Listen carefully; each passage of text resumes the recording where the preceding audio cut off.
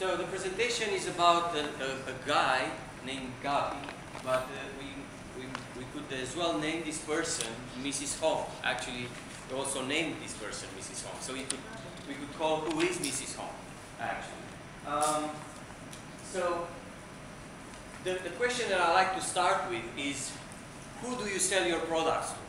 Who would want to help me? Leah, who do you guys sell your products to? Wholesalers. Wholesalers. Good question. Good answer. Lord. Right. Sorry? Right there. Like the wholesaler, retailer. Retailer. Okay. Well, I kind of assumed that people will say something different. I assumed that people will say that they sell their products to these guys. These guys are the end users, right? These guys buy the products from retail, from wholesale, from different places where they can find the product. It's very rare that you sell the products directly to these people, right? This is Sarah, right? In David's presentation. So you already told me who you actually sell to your product, and here's some pictures. You could sell it to a street vendor in Pakistan or India, I don't know exactly where that is, or to a pharmacy in Cambodia, another pharmacy in Cambodia. You can see there are different people, right?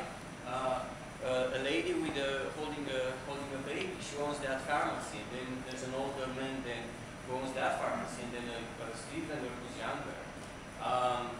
And then there's a convenience store which sells everything, and they also have a store somewhere there. It's not very clear. And then also there's some other street vendors, but in this last picture that I'm seeing, the guy here is a sales agent of the Cambodia sales team. And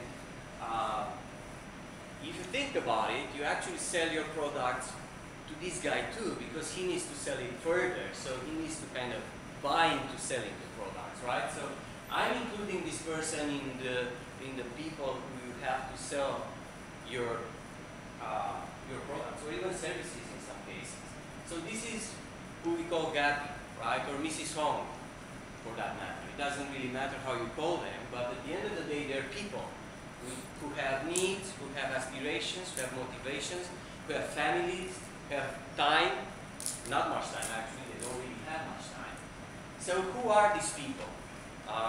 And my presentation is about the importance of understanding these people, because at the end of the day, your products will get to those end users, to Sarah, only through these people. So unless you really market to these people, you won't get to Sarah. Your products will not get to Sarah, and at the end of the day, you will have less health impact. That's the bottom line. You'll have health impact because your products will either not be well displayed or not in the stores that you want them to be in. So you have to understand who these people are. So, okay, that's not what I wanted to have here. There was actually a question there. Brian Smith, discuss. Well, for many people, for a lot of platforms maybe, I assume, or for Romania, 2 years ago, this is who Gabi was. You know, we had no idea who Gabi was. Now, there's good news and bad news in this who is Gabi question. You can find out who Gabi is, but you might not find it through the formal research that you are used to do at PSI. Focus on concept development, track survey, stuff like that. Well, you can do those things, but the bad news is you have to go out there and yourselves, marketing teams, sales teams, even CRs, have to go out there and know these people, get a feeling about who they are, and sort of do that profiling that is in the delta. So actually this presentation is about a simple delta that you do on this trade audience. Actually there was a question there. How do you get to know these people? A few insights from Romania that I think are universal. They might apply everywhere. And the first insight is that these people, when they talk about money. They do not talk about volumes. We talk about volumes a lot. We sold 10 million condoms this year. today, as a sales agent, I sold 5 displays, okay, 5 racks, whatever is the selling unit. But these people that we saw, they don't care about that. They don't care about the volume. They care about the money. Okay, so forget about the volume when you're thinking about these people, and think about what do you provide to them in terms of monetary satisfaction, right? That's how they measure everything they do. They have a business. The business is measured by money, not by volume. God, I'm going to have some problems. the signs there were a question called, the question was, so what? So what does this mean to your platform? Maybe it doesn't apply. Maybe it doesn't, you don't care that they talk about the money, right? Maybe, I don't know. But at the end of the day, if you don't talk their language, you might not get your products in their store, you might not get your product displayed where you want them to be displayed, or get enough shelf space, so that at the end of the day, your consumers, Sarahs, will see the product when they go into the store. And actually, it is proven in Procter & Gamble and these big FMCG companies, they spend a lot of money on shopper marketing, the experience of the shopper at the point of sale, because that drives a lot of volume, that drives purchase. There might be people who are embarrassed to ask for condoms. So if they don't see it in the store, they might not ask for it. They might just, but if they see it, they would say, I want a box of that, and that's it, you know, that's what they, so you have to ask yourself a few questions in order to figure out a little bit more about these people, about these Gabis or Mrs. Home.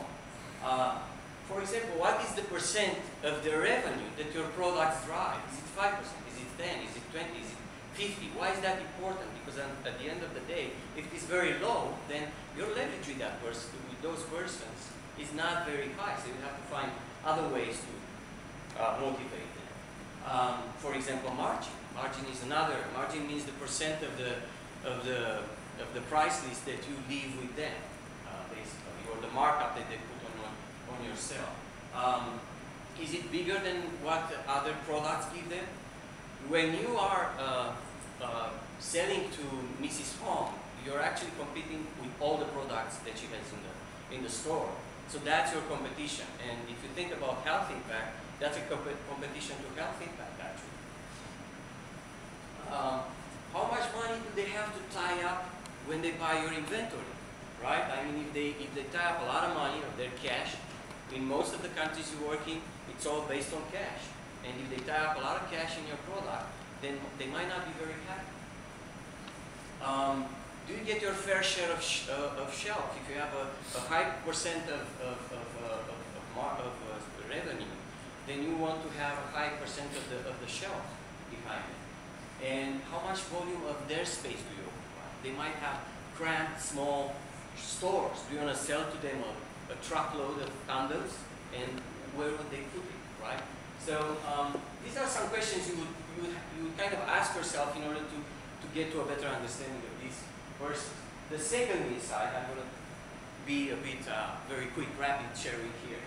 The second insight, which I think also is universal, is that your people, the people who sell out, or the people of your distributors, they tend to be waiters rather than sellers. It's very hard to be a good salesperson. And usually if you're a good salesperson, you're not going to sell condoms. You're going to sell services that are worth thousands of dollars or something like that. People that sell on the street, they go there and do a waiting service. They go with a menu, get the orders, and they're more logistical persons actually, if you think about it. They have to collect money to drive, to pick the product, everything. So they're more like the guy here. And what is the implication to your operations? What would you do in that case? Well, a simple case is to right. Thank you, computer. I'll buy a ballot. Let's buy it. What's that? That's a sales menu. That's a sales menu. That's a menu that the waiter goes with when they go to the store. And you see here, these are our products, and we give them gifts, and we give them all sorts of things, and the promotion and everything. And Patricia will give you a few of those.